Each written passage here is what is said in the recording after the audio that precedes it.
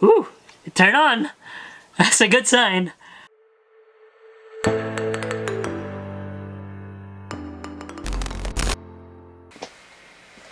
Alright guys, so yeah, I just have a mail from Deshaun. He's the guy, or he's the person that made this this BMS solar charge controller, which is the Electrodacus. So I'm gonna open it right now, and well, yeah, I'm really excited to get this going with my system here, or with my my Powerwall. Unfortunately, I don't have my fuse yet, or my breaker. So I will try to do as much as I can on the project, and yeah, I just wanna try this out and how it works and everything like that, and set it up. Alright, so let's open it. So excited to get this package, man.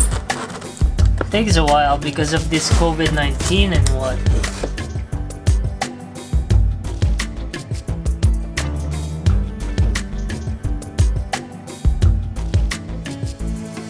Alright, so what I'm gonna do now is just connect this to my battery setup here, which is a 4 series 20 parallel lithium battery, and yeah, I just want to see how this will work out, and hopefully I don't screw things up, and it's kind of a bit expensive, but they say it's worth it. So yeah, I'm just gonna do some time lapse and read the manual and install this, okay?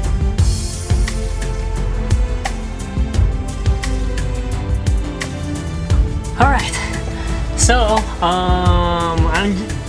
I already connected the cable to the battery, and I'm just gonna check it one more time just to make sure that the connection are correct, okay? So I mean, I just don't want to ruin this this amazing product that he has, and you know, being a self-taught with this kind of stuff. Alright, so I double check again. But yeah, let's try this out, and let's just cross our finger. Alright.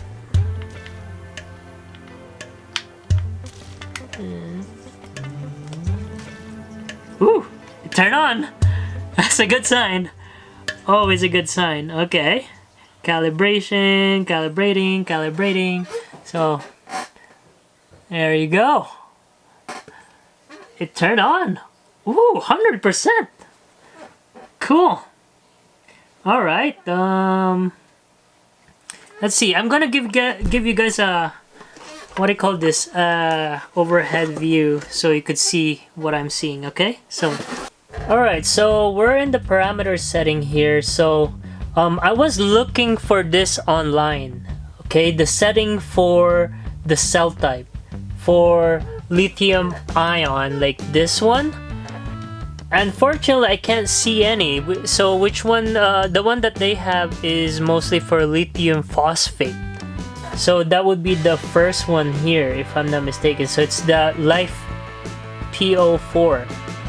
Okay, so I was talking to Deshaun, and he told me it's supposed to be 2. The laptop batteries that you recycled, it's at lithium cobalt. So that's what it's called, okay?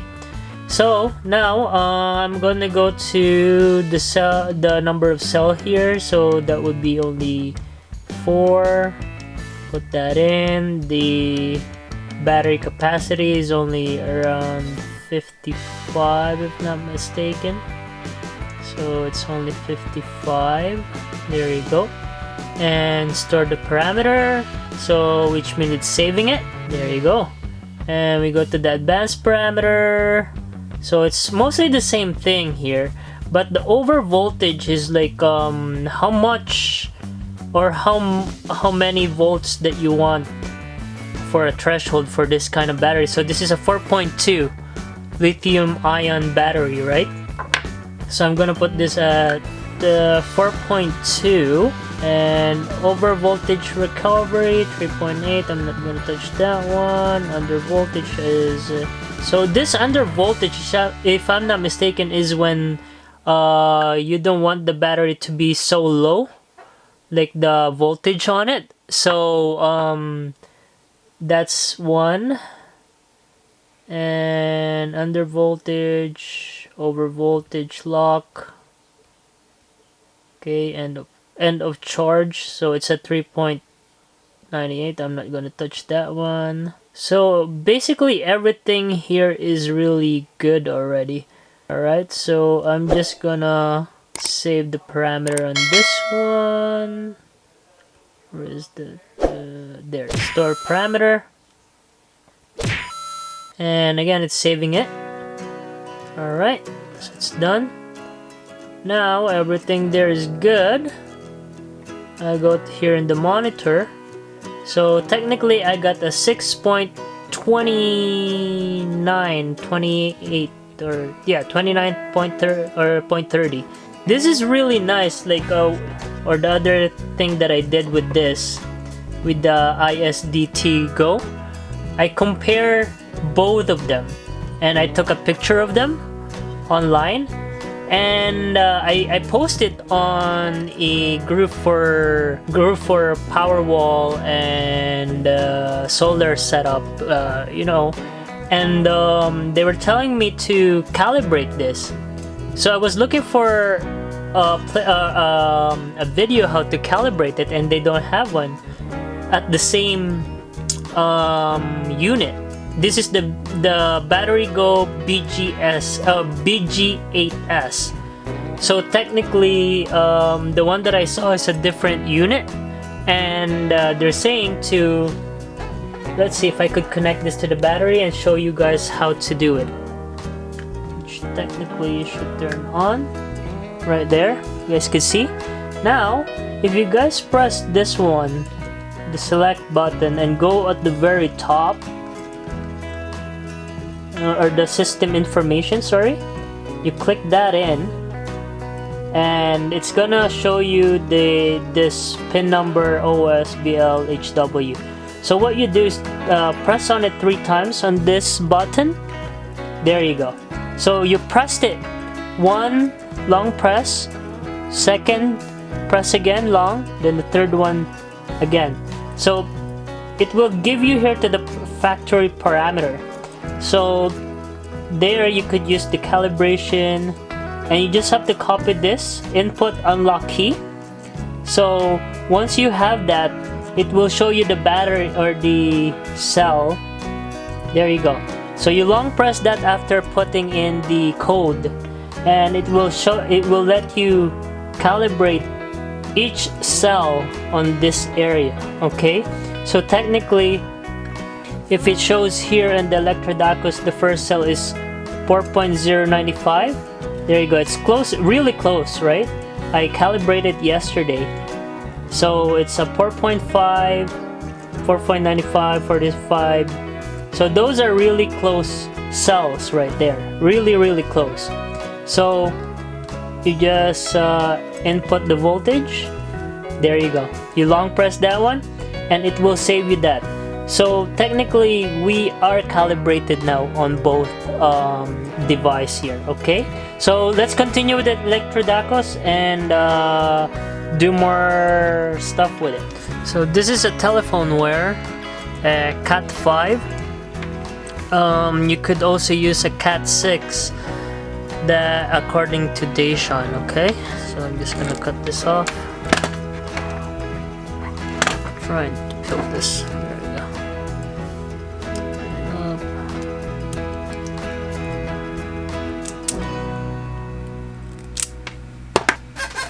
Alright, let's get this going.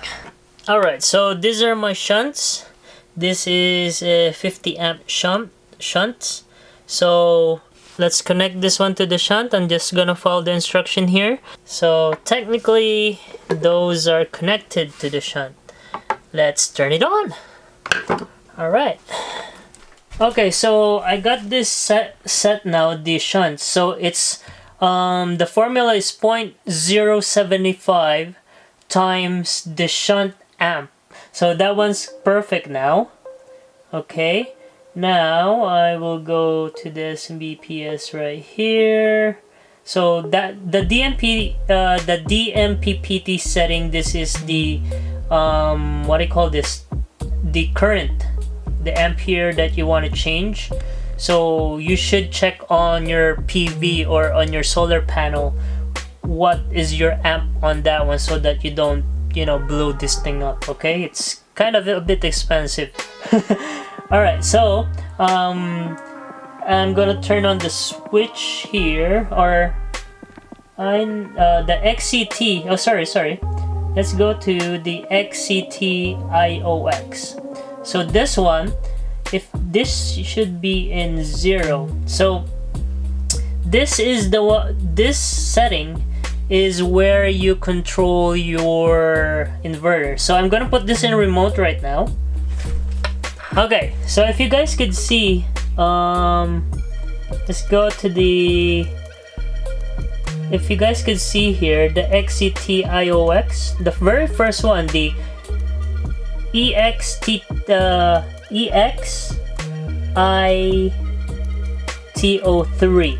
Okay, so that one, if you put that in 2, that will technically turn on the inverter, which will, there you go.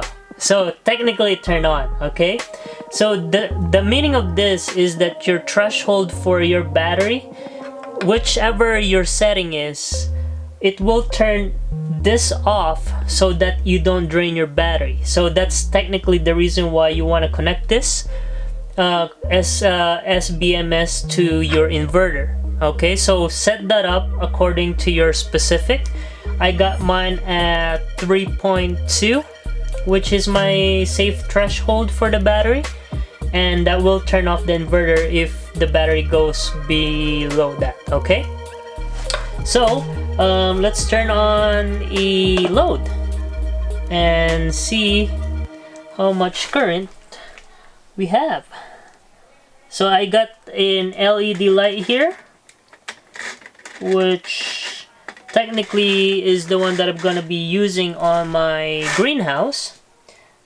And I need my amp gauge here. I got the clamp meter here, multimeter. So I'm just gonna put this one to the red one here and see what reading we will get once we turn this on. Oops. Alright, so I'm gonna turn on the inverter. Woo, that's bright. Alright, and it's saying here the battery, so right now we're pulling around 2 amp right there.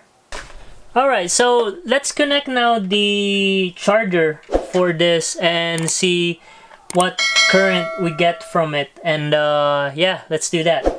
Alright, so since I don't have a PV yet or a solar panel, I'm just gonna use this Renogy charge controller. So, or it's a charger anyway, but let's see if it will work. Okay, so this should start, and confirmation, enter. So that's charging.